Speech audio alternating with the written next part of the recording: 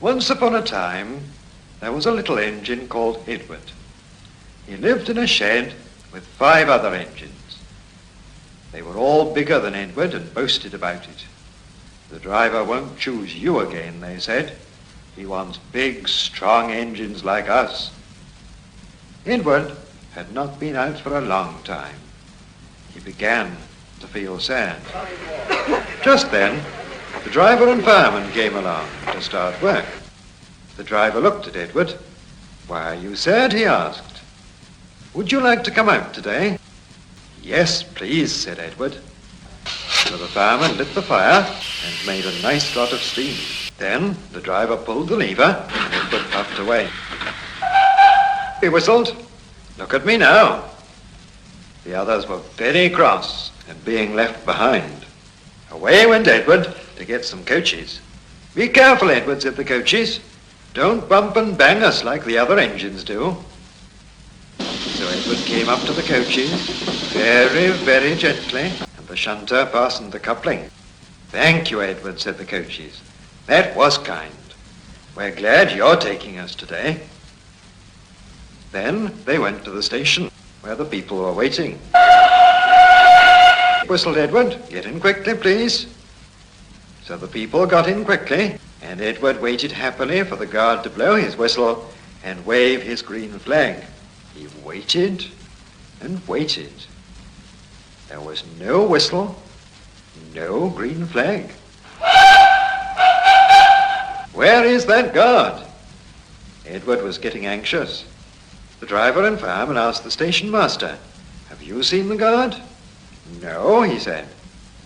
They asked the porter, "Have you seen the guard?" "Yes, last night," said the porter. Edward began to get cross. "Are we ever going to start?" he said. Just then a little boy shouted, "Here he comes!"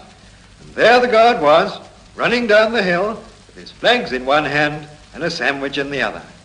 He ran onto the platform, blew his whistle, and jumped into his van. Edward puffed off.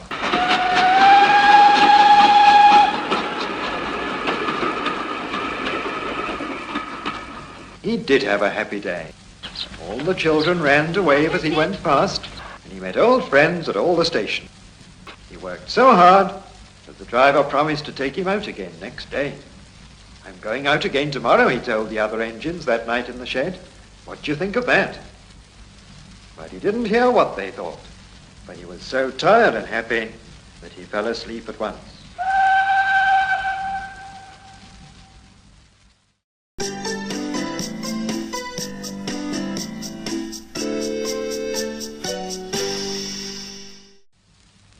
One of the engines in Edward's shed was called Gordon.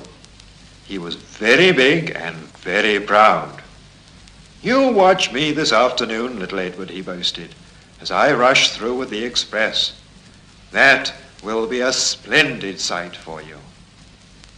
Just then, his driver pulled the lever.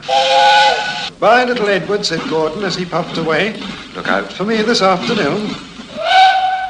Edward went off too, to do some shunting. Edward liked shunting. It was fun playing with trucks. He would come up quietly and give them a pull. "Oh, oh, oh, oh, oh," screamed the trucks. "Whatever is happening?" Then he would stop, and the silly trucks would go bump into each other. "Oh, oh, oh," they cried again.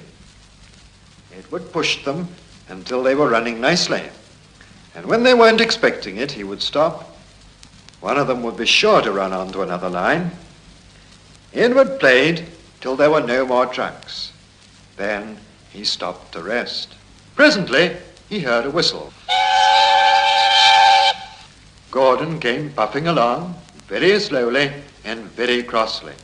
Instead of nice shining coaches, he was pulling a lot of very dirty coal trucks. "A goods train," he grumbled. "Shame of it, the shame of it, shame of it." He went slowly through, with the trucks clattering and banging behind him. Edward laughed and went to find some more trucks. Soon afterwards, a porter came and spoke to his driver. "Gordon can't get up the hill. Will you take Edward and push him, please?" They found Gordon halfway up the hill and very cross. His driver and fireman were talking to him severely. "You're not trying," they told him. "Can't do it," said Gordon. "The noisy trucks hold an engine back so. If they were coaches now, clean, sensible things that come quietly, that would be different." Edward's driver came up. "We've come to push," he said. "No use at all," said Gordon. "You wait and see," said Edward's driver. They brought the train back to the bottom of the hill. Edward came up behind the brake van ready to push. "I'm ready," said Edward. "No good," grumbled Gordon. The guard blew his whistle. They pulled and pushed as hard as they could.